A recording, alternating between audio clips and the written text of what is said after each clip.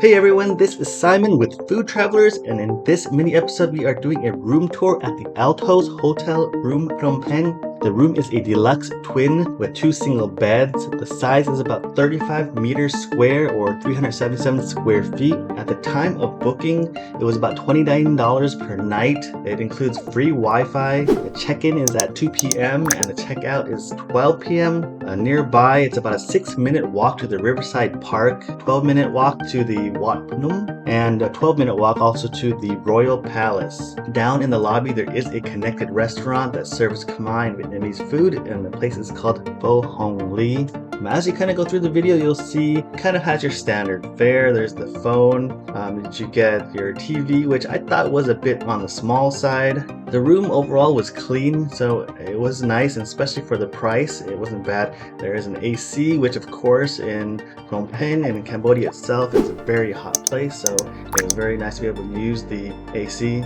And overall, kind of looking at everything, they had a lot of plugs everywhere, which was nice. And one of the things I did notice, at least compared to the last time I was in Cambodia, is that the outlets now, they actually let you use the Western or American plug-in. However, something to note is that the voltage is much different. Over here in Phnom Penh, the voltage is around 220 volts, so I wouldn't recommend plugging in your Western plugs if you have them with you and keeping in there for a long time. More of just kind of an emergency if you need to kind of get some juice in for some reason, but at least it is available and you don't need an extender. But the room pretty much has everything else. It has your robes and your slippers. There is the safe that you can put in whatever items and the mini fridge. They also give you the coffees and teas that come along with it, and a kettle that you actually get to heat up the water, which is actually pretty nice.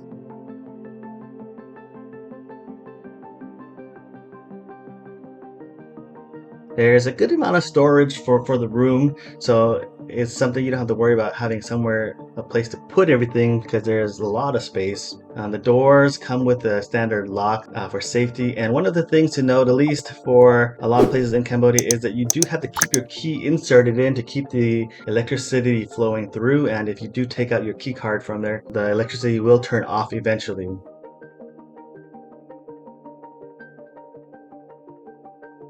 In the bathroom, they actually offer kind of the things you'd kind of find normally. You'll get all your normal toiletries. In this case, they also offer, in addition to shampoo and conditioner, they'll offer you a shower cap and a toothbrush and toothpaste if you need it, as well as soap. In Southeast Asia, that is used quite a lot is the bum gum, which you'll see on the left side of the toilet. And that actually, once you start to get used to it, is actually quite nice because it actually does clean you pretty well. Kind of something, a trend that's been happening more is a more Western style for rooms, and in this case it's having showers that are overhead and high up.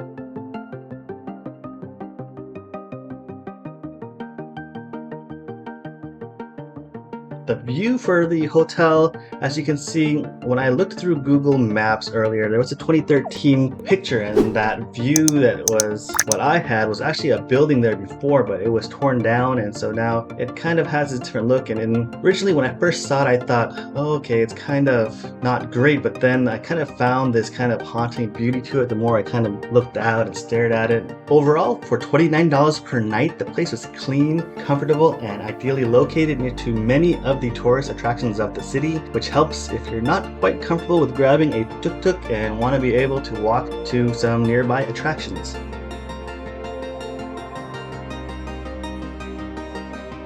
If you've enjoyed the content you've seen, don't forget to support the channel and hit like and subscribe.